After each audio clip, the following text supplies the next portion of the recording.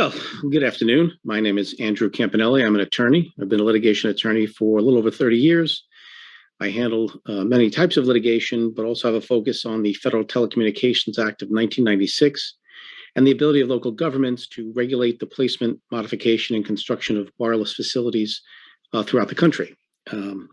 I have drafted local ordinances for local governments to vest them with the maximum power to control the placement of these facilities, and again, handle litigation all over the nation. So the first thing that I talk about when I talk about the 5G rollout is how, at present, the majority of the 5G rollout is being carried out not by the carriers themselves, but site development companies. It's important to understand there's two major players in the wireless industry. The first are the wireless carriers. These are companies like Verizon, Sprint, AT&T that actually provide personal wireless services. The other major player in the wireless industry are the site development companies. These are companies that don't actually provide personal wireless services. They make money building wireless infrastructure and then leasing space or capacity on that infrastructure to the carriers. At present, from what I see across the country, the majority of the 5G rollout is being carried out by site development companies and not the carriers. And that's very problematic. Site development companies work much differently than the carriers. Carriers worry about public perception of them, and they tend to be straight-laced. And the reality is, in this day and age, we love our cell phones, we love our iPads, and so wireless facilities are a necessary evil. You need them. So no local jurisdiction should just say, look, I want to prohibit all wireless facilities. You should never do that. As a necessary evil, however, you want to regulate them to minimize the adverse impacts of these facilities. Much like a sewage treatment facility, just because you need one doesn't mean you put it anywhere. And so, unfortunately, site developers don't necessarily look to install these facilities in the least intrusive place. They very often look to install them in the least expensive place, very often resulting in applications where they seek the irresponsible placement of a wireless facility. And the question is, in the context of the 5G rollout, when they're looking to install hundreds of thousands of facilities, do local governments have the power to control how many facilities get built in their jurisdiction and where they go? And the answer is yes. In fact, anyone who watches this video should finish this video understanding that local governments have far greater power to regulate the placement of wireless facilities than they're currently being led to believe. So you have to start with the basics of the Federal Telecommunications Act of 1996, and it's not difficult to understand. When Congress was adopting the Telecommunications Act back in 1996, it actually considered giving the FCC exclusive power to control the placement of all wireless facilities in the country, and there was legislation drafted for that. But at the end of the day, Congress essentially did the opposite. And by that, I mean they adopted the very first provision of the Telecommunications Act pertaining to wireless facilities, and that is 47 U.S.C.A. 332 C7A. That's the first paragraph, and it's entitled General Authority. And in that provision, it established the general rule which says, Congress preserved to local governments the general authority to regulate the placement, construction, and modification of wireless facilities. So the general rule is that state and local governments have the power to regulate where these things go and how many are built. That section of the Telecommunications Act has never changed since 1996. Now, subparagraph C7A, however, is followed by subparagraph C7B. C7B imposes upon local governments constraints in the form of what are largely procedural requirements. It basically requires that when a local government exercises their power under subsection A, they do so in a manner that complies with certain procedural requirements. Now, there are three main reasons why local governments don't use this power. First and foremost, they don't know they have the power.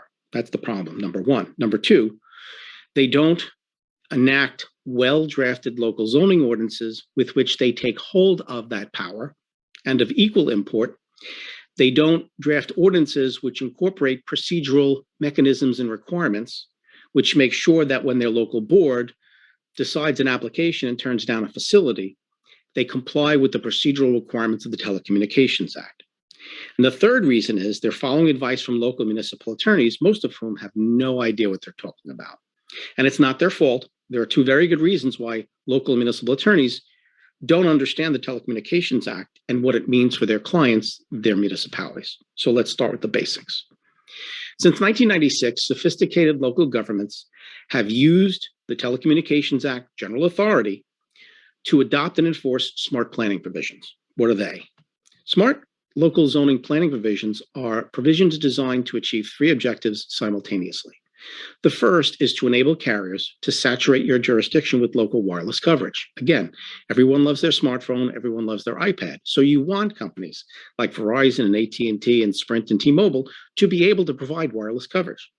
But number two, you want to enforce your code in a manner so as to minimize the number of towers or facilities you need to provide that coverage. And number three, you want to avoid to the greatest extent possible any unnecessary adverse impacts upon adjacent properties, surrounding communities, and the municipality in general.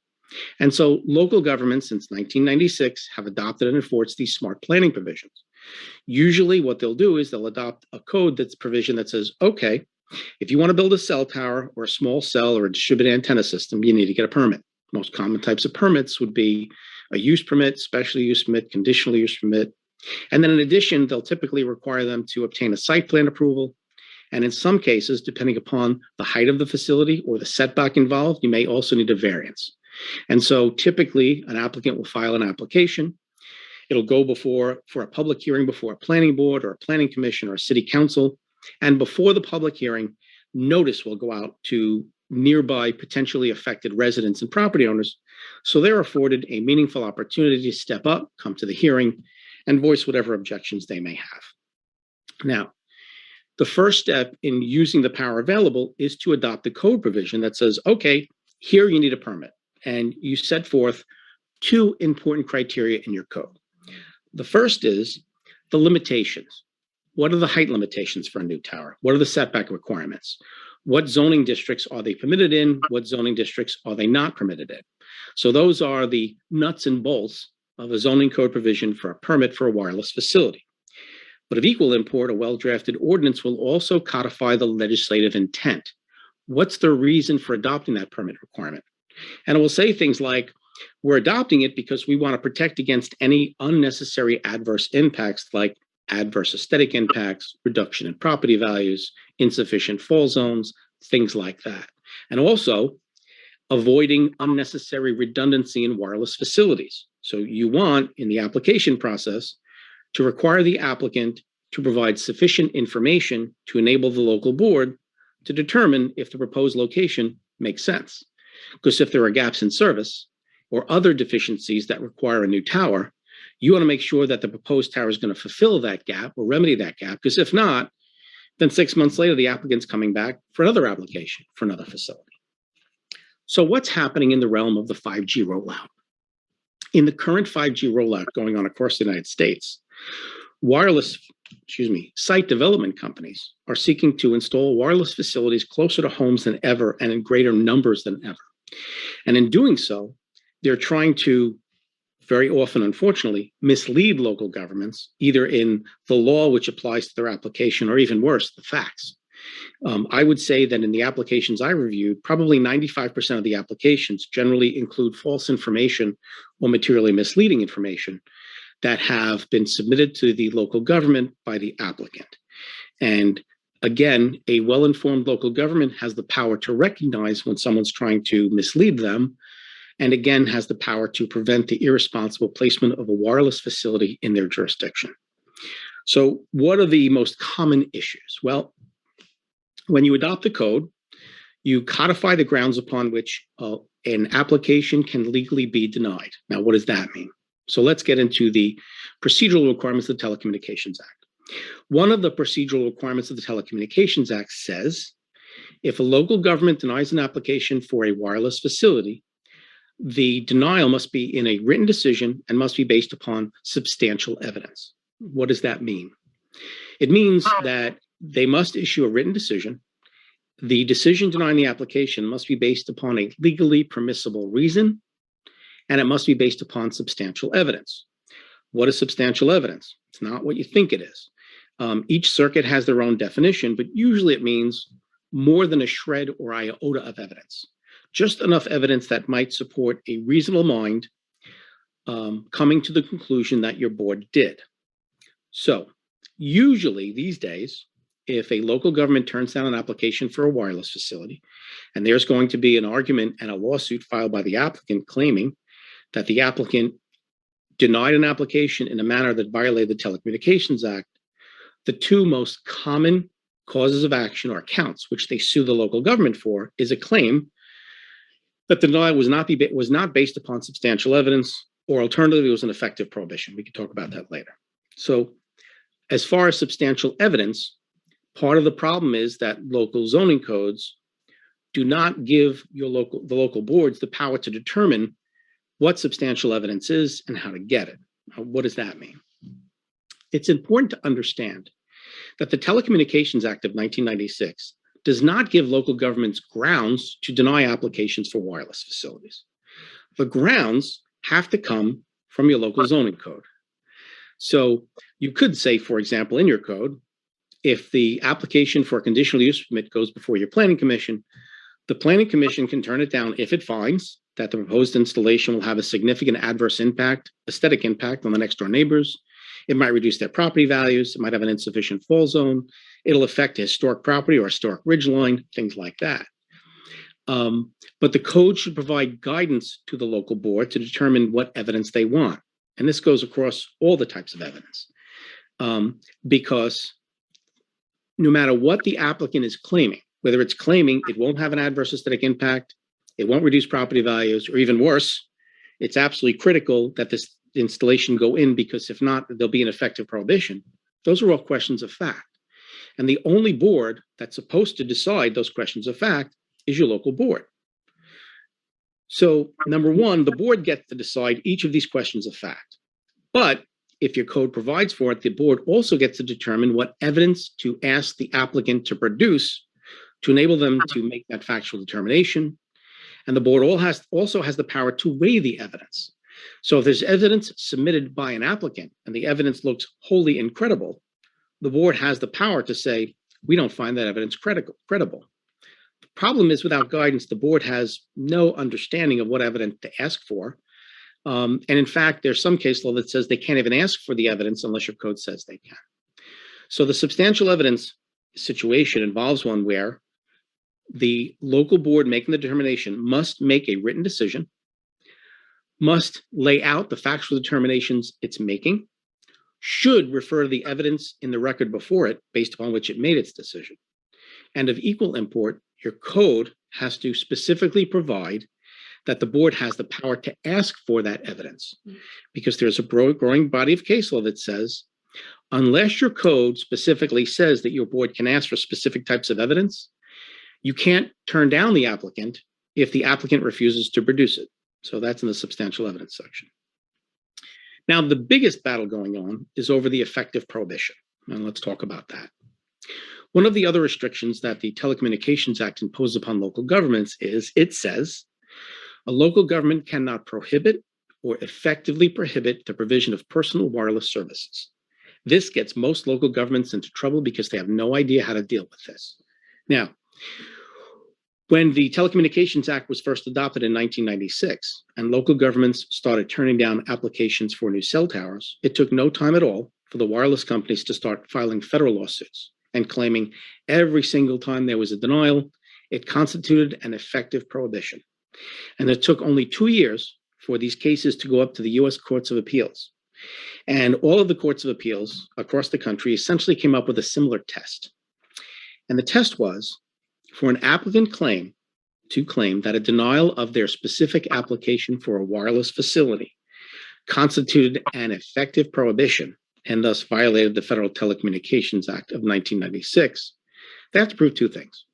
They have to prove, number one, that an identified carrier has a significant gap in its personal wireless services, and number two, that its proposed installation at the specific site they want it, at the specific portion of the site they want it, and at the height they want it, is the least intrusive means of remedying that gap. That test has been the law of the land for decades. And it's been applied in circuit after circuit after circuit. They change somewhat from circuit to circuit, but that's pretty much been it. Now, in the context of the 5G rollout, the site developers were concerned that they couldn't meet that test because in many areas, they're looking to build wireless facilities where they're not actually necessary. Now, it's also important to understand, because site developers don't provide any personal wireless services, they cannot claim an effective prohibition claiming that there's a gap in their service because they don't have any service. They'd have to prove that a carrier has a gap in service. Now, in many areas, they're looking to build wireless facilities for 5G service, despite the fact that no carrier is yet looking to provide 5G service there yet. So it's impossible for them to meet that test. So they went to the FCC for help, and the FCC was only more than eager to help, and they've created a total mess. And what they did was they went to the FCC and said, listen, we don't want to have to prove the significant gap least intrusive means test. We need a new test. And so the FCC purported to reinterpret the effective prohibition language of the Telecommunications Act of 1996. Now, bear in mind, the United States Circuit Courts of Appeals across the country had already interpreted this precise language, and the language has never been changed. Congress has not changed it. But the FCC on its own said, you know what? We're going to reinterpret this language. And we don't agree with the circuit courts that applicants should have to prove significant gap least intrusive means. We think the applicant only has to say that they need a new facility to improve existing coverage or to offer a new service. And in that decision, and I have a copy of it here, which is 116 pages single spaced, it's really unique. The FCC mentioned the interest of one of the leading site developers by name in this decision 46 times.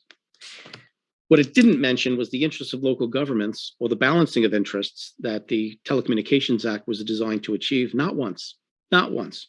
So it mentions by name the interests of a site developer 46 times, but not once does it mention the interest of local governments or balancing the interests of the wireless industry building out their infrastructure against the interests of local governments protecting the municipalities against the irresponsible placement of wireless facilities and the adverse impacts that usually inflicts upon them. So now site developers, proud with this decision, they run from federal court to federal court. They file lawsuits saying, we don't have to prove this anymore. And this is the biggest problem with the 5G rollout. Fortunately, at least in the Second Circuit, federal courts have said, no, it's not up to the FCC to put words in the Telecommunications Act that aren't there and of greater import. I'll give you the case. There was a case that came down, one of my cases called Extenet versus the Village of Flower Hill. And the federal court ruled, we're not bound by the FCC's interpretation of this language of what constitutes an effective prohibition. We're bound by the Second Circuit Court of Appeals ruling, which was issued in 1996 and has been the law of the land for decades. So at least some courts in the Second Circuit, the First Circuit, I think Virginia as well, has said, no, the standard remains the same.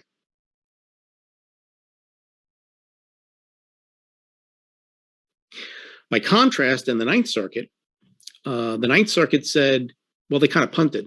They said, well, we're going to go back to the material inhibition standard. And so to prove that a denial of a cell tower application would violate the effective prohibition of the Telecommunications Act, an applicant has to prove that the denial materially inhibits a carrier from providing personal wireless services. Now, let's get back to the towns. You have a planning board or a planning commission who is now entertaining an application for a permit for a cell tower. How are they to determine if there's a significant gap, if the proposed facility is the least intrusive means of remedying that gap, or if a denial of the application would materially inhibit an identified wireless carrier from providing personal wireless services? The answer is, if you, a local government, don't adopt the code, which gives them guidance, they have no idea of how to do that. You're basically throwing them to the wolves because an applicant will come in and say, listen, okay, we're going to put this cell tower on Mary Smith's front lawn, 50 feet from her front door. And it has to go here because here's propagation maps, computer-generated propagation maps. And here's a letter from an RF engineering saying it has to go there. How can a local planning board or planning commission create a record based upon which they can deny that application and not be accused of effective prohibition? And the answer is, without guidance being set forth in your local zoning code and guidance which specifically articulates what evidence they can require the applicant to produce to make a determination the applicant has not proven significant gap, least intrusive means, or material inhibition, you are basically throwing your planning board to the wolves, and they cannot deny the application without violating the Telecommunications Act.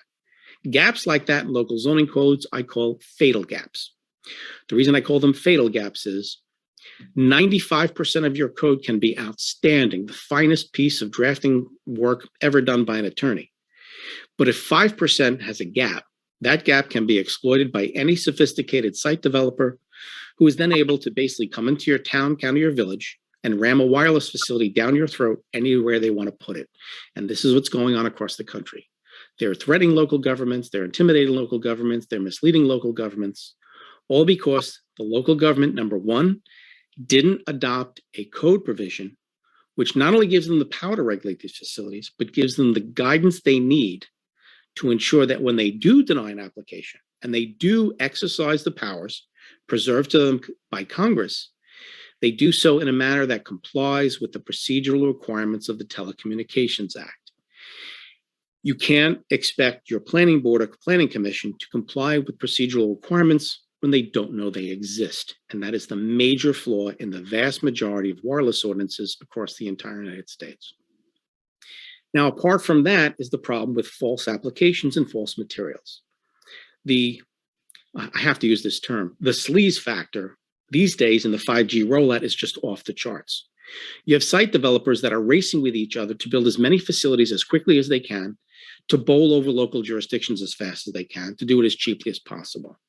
So what types of false information are they submitting? I will tell you, in the applications I've seen, 95% of them contain false misleading information or misleading information or materially misleading information. So let's talk about some of the basics. First and foremost are the FCC compliance reports. These are easy to spot and hard to recognize if you don't know what to look for. One of the constraints the Telecommunications Act imposes upon local governments is, it says, local governments may not regulate wireless facilities based upon environmental concerns, i.e. potential health effects, to the extent that a facility is FCC compliant. What does that mean? This is important because one of the concerns most often voiced at local zoning hearings over cell towers is health concerns. Local governments will say, I want to know it's safe. I don't know that it's safe. The Telecommunications Act basically says, as long as an applicant submits evidence that its facility will be FCC compliant, your local government cannot turn down a facility based upon concerns over health effects. That's the way it's been interpreted. Now, yes, Gary. What does FCC compliance with that mean? It means that the levels of radiation they're going to emit do not exceed what are known as the general population exposure limits.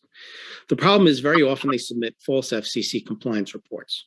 They actually either prepare a mathematical calculation, which starts with a false minimum distance factor, or they claim compliance with the FCC standards, but they talk about the wrong set of standards. So these are some of the basics. I hope you've learned something.